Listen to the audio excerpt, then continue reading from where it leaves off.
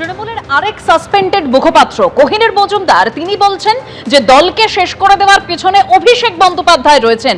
আরজি করের সময় সরকার ফেলে দেওয়ার চক্রান্তও করেছিলেন। কি বললেন কোহিনুর মজুমদার, শুনুন।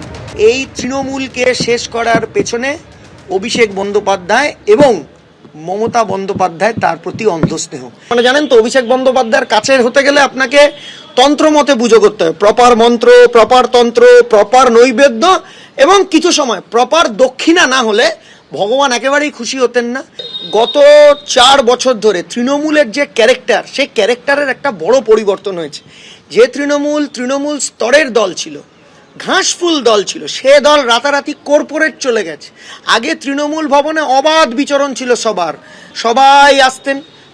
আজকে আমরা দেখেছি তৃণমূল ভবনে সবেধন নীলমণি একমাত্র বক্সিদা বসে থাকেন এবং সকাল 8টার সময় দূর থেকে আসা তৃণমূল কংগ্রেসের ব্লক স্তরের নেতা বলুন, বুথ স্তরের নেতা বলুন, পঞ্চায়েত সমিতির রিপ্রেজেন্টেটিভ বলুন বা সাধারণ কর্মী, যার সমস্যা, যার দলে কিছু ঘটনা ঘটছে, দলকে জানাবে, নেত্রীকে জানাবে, কি করে জানাবে, সেখানে এসে ক্যামাক স্ট্রিটের সিঁড়ির তলায় বসে থাকে, দিনের পর দিন চলে যায়। অভিষেক বন্দ্যোপাধ্যায় তো ছেড়ে দিন, অভিষেক বন্দ্যোপাধ্যায় 3টের সময় ক্যামাক স্ট্রিট ঢোকে, 6টার সময় ক্যামাক স্ট্রিট বেরিয়ে যায়। ওই সময় ক্যামাক স্ট্রিটে মাছি ঢুকতে পারে না। অভিষেক বন্দ্যোপাধ্যায়ের নেতৃত্বে একটা সাবোটাজ হয়েছিল মমতা বন্দ্যোপাধ্যায়ের সরকারকে ফেলে দেওয়ার, সেটা আরজিকর মুভমেন্টের সময়।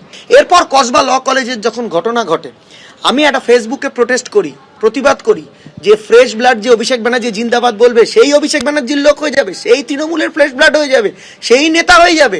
তখন আমাকে অভিষেক বন্দ্যোপাধ্যায়ের অফিস থেকে বলা হয় যে না, এটা করা যাবে না, ডিলিট করে দাও।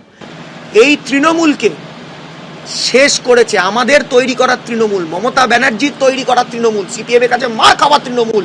এই তৃণমূলকে শেষ করেছে একমাত্র হঠাৎ করে প্যারাশুট থেকে নেমে, তার নাম অভিষেক বন্দ্যোপাধ্যায়।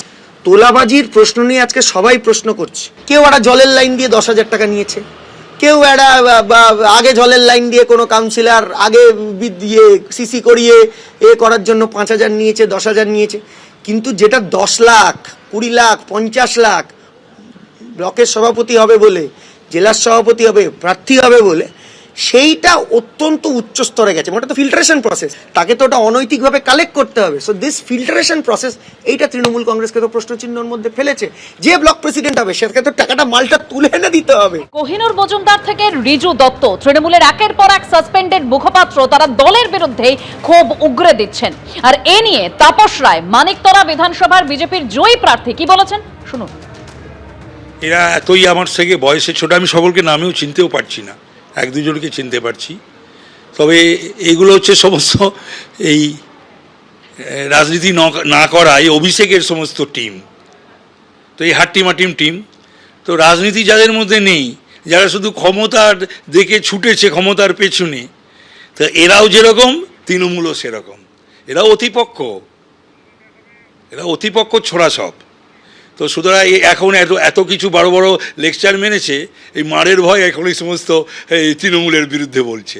এবিপি আনন্দ, এগিয়ে থাকে, এগিয়ে রাখে।